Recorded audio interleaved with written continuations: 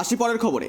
কেন্দ্রীয় স্বরাষ্ট্র প্রতিমন্ত্রী এলাকায় সব থেকে বেশি কেন্দ্রীয় বাহিনী মোতায়েন থাকবে, আর এই মুহূর্তে করতে হবে নির্বাচন কমিশন এমনটা নির্দেশ দিয়েছে। আর প্রথম দফা নির্বাচনে রাজ্যে মোতায়েন হবে 263 কোম্পানি কেন্দ্রীয় বাহিনী। আর এই সমস্ত বিষয় নিয়ে আমরা আপডেট নেব, আমাদের প্রতিনিধি ফোন কলে জুড়ে রয়েছে অব্রদীপ। রাজ্যে আসছে 263 কোম্পানি বাহিনী মোট প্রথম দফার ভোটে, আর এই মুহূর্তে বিস্তারিত কি রয়েছে ঠিক? একদমই দেখো, রাজ্যে ইতিমধ্যে 277 কোম্পানি কেন্দ্রীয় বাহিনী ইতিমধ্যেই মোতায়েন রয়েছে। প্রথম দফার নির্বাচনে যে প্রথম দফার নির্বাচন হতে চলেছে জলপাইগুড়ি, আলিপুরদুয়ার এবং কোচবিহারে, এই তিন জেলার এই যে তিনটি লোকসভা কেন্দ্রের যে নির্বাচন প্রথম দফায় আগামী 19 তারিখ হতে চলেছে, সেখানে মোট 277 কোম্পানির মধ্যে 263 কোম্পানি কেন্দ্রীয় বাহিনী মোতায়েন থাকবে।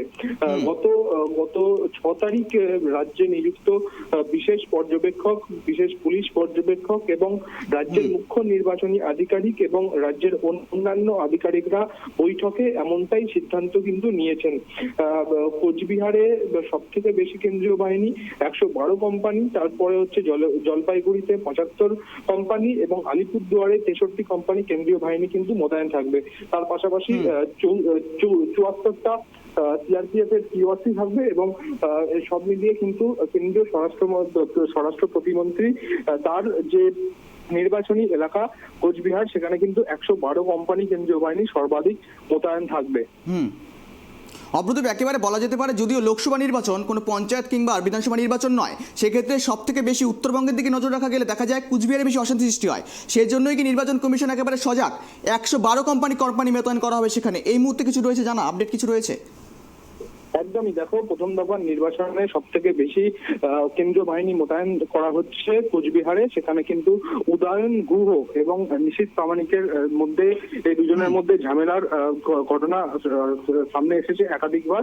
সেই ঘটনাগুলির বিষয়ে কিন্তু নির্বাচন কমিশনে একাধিকবার অভিযোগ জমা পড়েছে, তার ভিত্তিতেই কিন্তু এরকম সিদ্ধান্ত নেওয়া হয়েছে। একেবারেই সঙ্গে থাকার জন্য ধন্যবাদ অব্রদীপ তোমাকে।